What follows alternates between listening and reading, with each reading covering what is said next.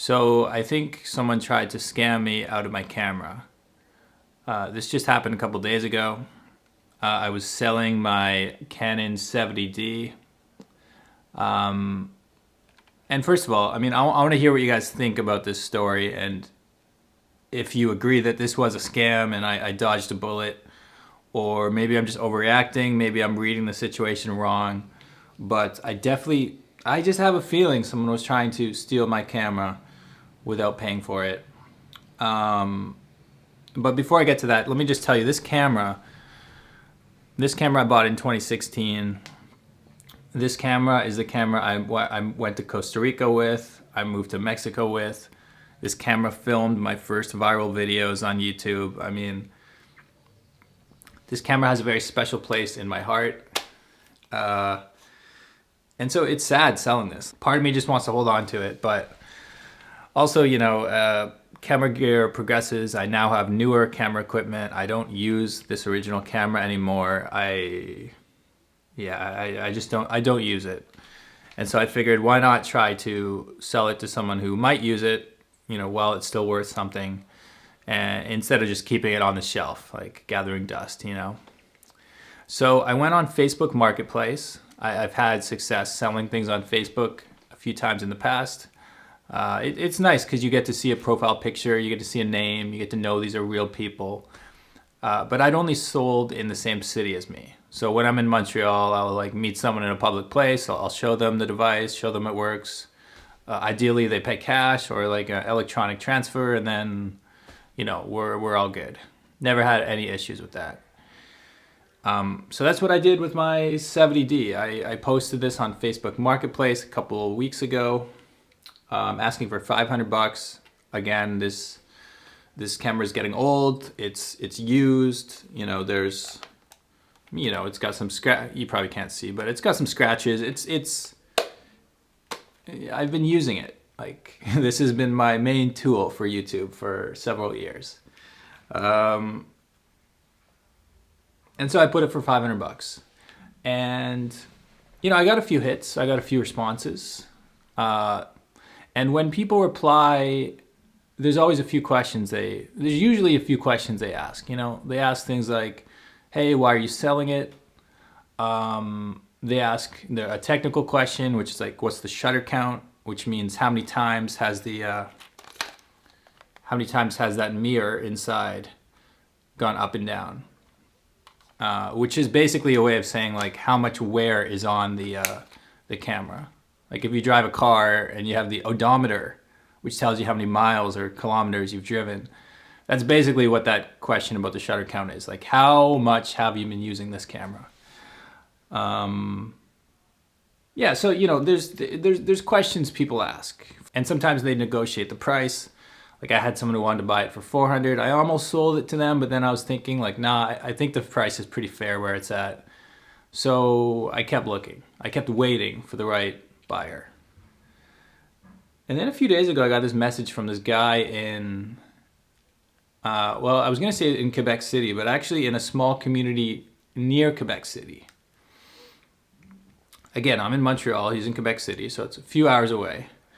And he told me he's very interested. It's I'm very interested in your camera. I'd like to buy it. I can send you the address and you calculate the shipping, and then I'll pay you for the camera and the shipping. Again, he had no questions about the condition of the camera. None of those other questions. He was just I'm going to pay for it. I'm going to pay for shipping. Go to the post office and I'll pay for it.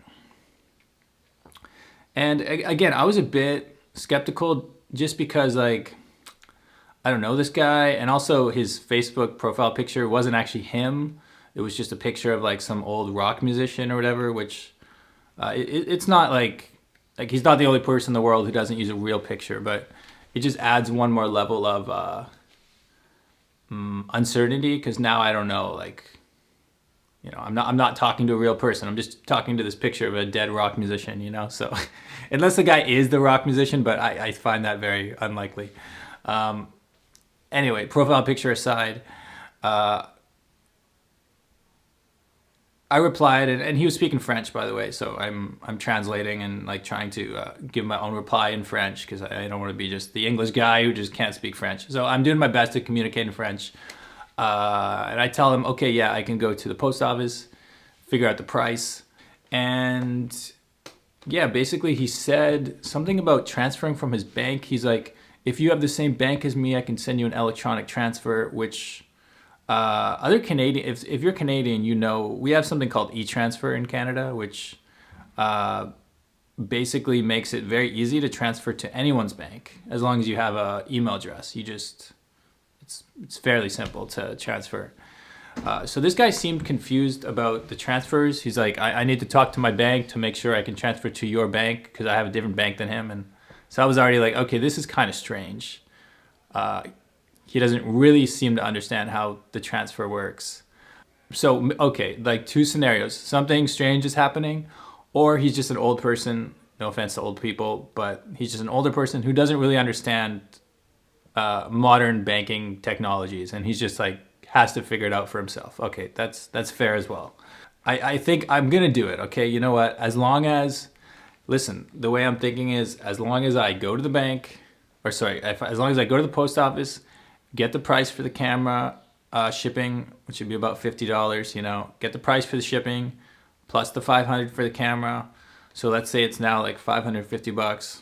You know, plus the tax, and I got to buy the box and the wrapping and everything. I figured, you know, as long as I do all that and he pays me all that, like 100% of it in advance, then I feel secure. I have the money in my bank account. I'm sending the camera out. But then I was thinking, like, he's really trusting me, right, to give all the money. What if I just didn't send the camera? Or what if the camera's broken? Like, I haven't even shown him that it turns on or anything. Like, in person, I can show people everything and, like, teach them how it works. This guy doesn't know anything about this camera. I could be selling him something broken. And what would, so I was just thinking, like, this seems kind of strange. He's not asking any questions. But anyway, I was like, whatever. Like, I'm just happy to sell this camera. I'm getting the full amount. Let's do this. So I go to the post office. I got my camera in my backpack. I bring it out and I explain to the woman there, this this Vietnamese woman. She was very friendly, and she helped me pick out a box, and she's like, you need this box. And then her husband was like, no, he get him the smaller box. And she's like, no, he needs the bigger box. No, smaller. They start arguing about the box size. And anyway, we started talking for a few minutes, and she gave me the shipping total cost and everything. It was about $50. And then I told her, okay, like, so I'm going to get back to you, and if the guy pays me, I'll come back and I'll ship the camera. And then she told me something very interesting. She said, do you know this guy? Have you met this guy? And I said, well, no, it's like an online marketplace. And she said, be very careful, because I had someone come in here a few days ago who was also about to mail a camera.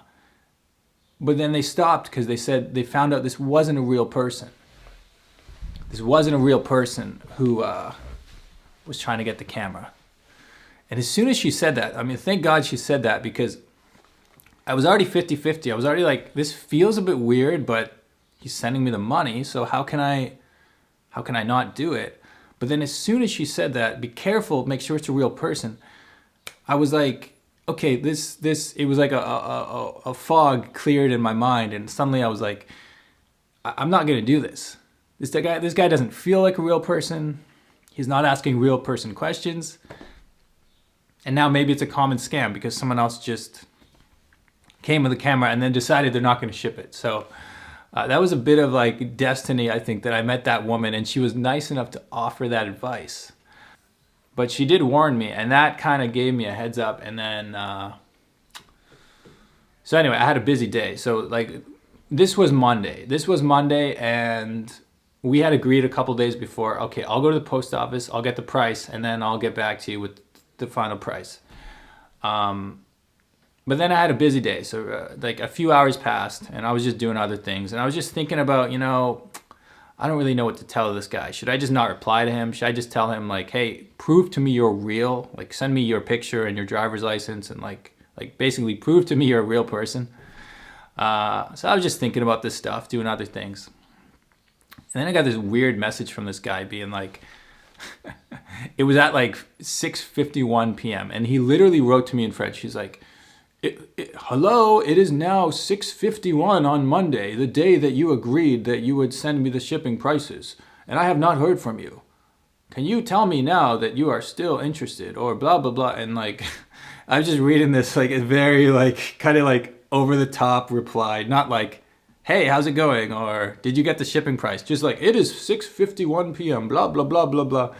I'm just like, what is this guy's deal? Like, so I just saw this on my phone. I was like, this guy doesn't deserve an immediate reply. He's being very rude. So I'm just gonna like, again, do some other things, think about this a bit, and then 30 minutes later, he sends another message being like, I have found another camera in Quebec City, and now you haven't. He says, he gives me basically an ultimatum. He's like, you have until 9 p.m. to get back to me, or I will just get the other camera. Blah blah blah blah blah.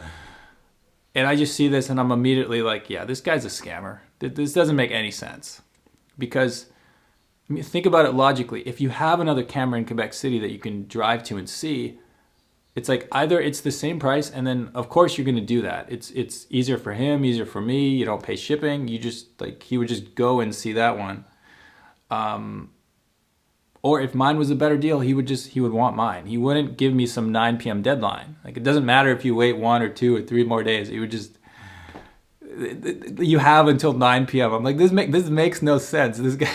So then I was just laughing. I was like, oh, this guy. And I thought about just calling him out and being like, man, you're a scammer. Like, I don't owe you any, like, I thought about like giving him a rude reply and then just deleting the conversation. But, you know, in the back of my mind, and this is part of why I'm making the video, I want to know what you guys think. Is it possible that he's just, you know, an older French Canadian guy who doesn't understand how the banks work and is very impatient and really wants this camera? I think it's possible. Like, I'm not 100% sure it's a scam. But weird communication skills, this whole, you need to have it by 9 p.m., the fact that the woman at the post office, I mean, that's the big one. She literally like indicated that there are scams going around. Someone else found out it's not a real person. It might have actually been the same guy. Like, for all I know, this is some kid in his mom's basement who's just literally scamming all these people from Montreal. And as for how the scam would actually work, I don't know. Like, I don't know how, if they sent the money, but maybe there's a way that they would send the money and then I would ship it, and then I would confirm I shipped it, and then he would immediately cancel it, and then like the camera's gone already, you know? Maybe it's one of those situations. I heard about something on, because after that I was like looking up scams and stuff, trying to figure out what I was walking into, and I read about this one on PayPal where someone will change the address. Basically, like, imagine you are shipping to like 123 Flower Street. Okay, you're shipping to 123 Flower Street, and then you pay through PayPal saying like, this is for the camera, shipping to this address, and then after that, the guy messages you after paying and says, oh, sorry, that's an old address, or that I'm gonna be away from home. Can you ship it to like 345 Stone Street? So you ship it to the Stone Street. And then what they can then do is tell PayPal, this was never shipped because I never received it at the address that the receipt said. Like, because you shipped it to the different address. They complain to PayPal, say, I want a refund, I never got this, and there's no record of anything going to that address. So that's one of the ways people can be very manipulative. And maybe this guy would have pulled something like that. Like, I don't know what tricks he had up his sleeve. I just know that it felt very weird. And in the end, as I explained earlier, this camera means a lot to me. It's not just about the $500. It's about, like, when you have something you love, you want it to have a good home. I don't want some guy who's being rude to me and like, I don't want some jerk having my precious camera here. So I don't know. For now, I'm gonna wait. Maybe I find someone who will pay me the $500. And if I don't, I'll just keep this camera as a memory. You know. I think I will sell it. Like I've already had a few other interested people recently. But yeah, today I just want to talk about the scam. What do you guys think? Maybe this will be a heads up for anyone who sells things online. Maybe if you do sell things online, you can tell me how to prevent myself from being scammed, how to handle situations like that. Oh, I forgot to tell you the end of the story. Yeah, I basically just replied by going, yeah, where's my phone? Let's see. What did I say to this guy? I mean, I think I was fairly polite given the circumstance. I was basically, I was very direct. I was very direct with him. Yeah, blah blah blah. So he's like, I will wait until 9 p.m. And then I replied in French. This is what I said. Basically, after reflection on this matter, I've decided not to ship it due to the risk of scams or stolen material. You know, due to the risk of scams or stolen cameras. If you're ever in Montreal, I'll be happy to show it to you. Thanks. You know, because you know apparently he doesn't live too far away. So I want to tell him like, listen, man, it's not personal. These are the reasons I'm not shipping it. The reason being the potential for scams. I didn't come out and say you're a scammer. I was just like, there's a potential for scams. I've been thinking about this. You know. If you make it over here, like come buy my camera. And yeah. And then he's like, fine, so we are done then, because I live near Quebec City. So he's just like very direct. He's like, fine, so we are done. And then like probably moving on to the next guy he tries to scam. I mean, I guess I could report it as suspicious activity, but I don't even think I can go that far because, again, no direct evidence of a scam. It's just a feeling. Sometimes you just have a feeling about stuff. Yeah, I wonder what would have happened if I shipped it, you know? I guess I'll never know. Let me know your thoughts. Did I do the right thing?